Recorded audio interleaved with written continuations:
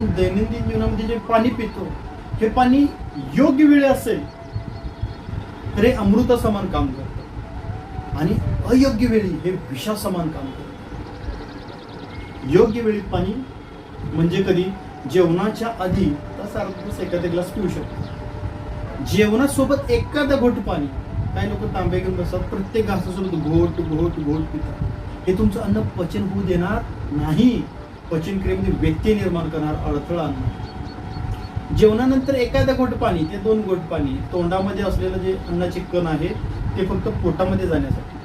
पोटभर पाणी हे तासाने अर्ध्या तासाने करावं. जसं घरामध्ये भाकरी बनवत असताना आपली आई कधी ती भाकरी पचण्यासाठी त्यावर थोडं पाणी टाकते. किती पाणी असतं? थोडंसं, एक अंदाजे 1 घोट पाणी. आणि ती भाकरी फिरवलं जातं. ती भाकरी पचन होते, पचते तव्यावर. त्यावर जर तांब्यावर ओतलं तर ते पचेल का? नाही. तसंच अग्नी पोटामध्ये अन्न पचवण्याचं काम करते, जे आपण जठराग्नी म्हणतो. भाकरी बनवण्यासाठी एका अग्नीची गरज आहे आणि भाकरी खाल्लेली पचवण्यासाठी एका अग्नीची गरज आहे.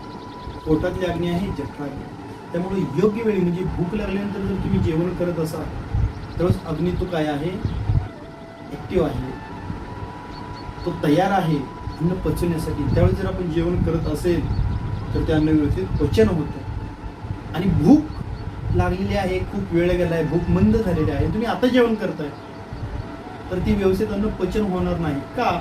जसं तव्यावर टाकलेली भाकरी आहे, तवा गरम असेल तर पचेल, खाली त्याची अग्नी सुरू असेल तर पचेल.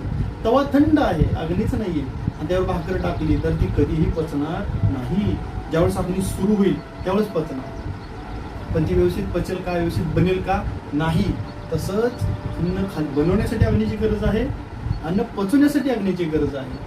भूक लागते त्यावेळेस तो अग्नी काय होतो? ऍक्टिव्ह होतो, तो जठराग्नी तो होतो. योग्य वेळी जेवण एवढ्यासाठी गरजेचं आहे. आपण जेव्हा 2 घास कमी खातो त्यावेळेस त्या अग्नीवर उपकारीच करतो. पाणी 1 घोट, जेवणासोबत जेवणाच्यात एखादं घोट, जेवणासोबत एखादं घोट, अन्न बदलल्यानंतर जेवण झाल्यानंतर 1 ते 2 घोट पाणी, पोटभर पाणी तासभर आधी किंवा तास अर्धा तास नंतर. हे तुमच्यासाठी अमृता समान काम करतं.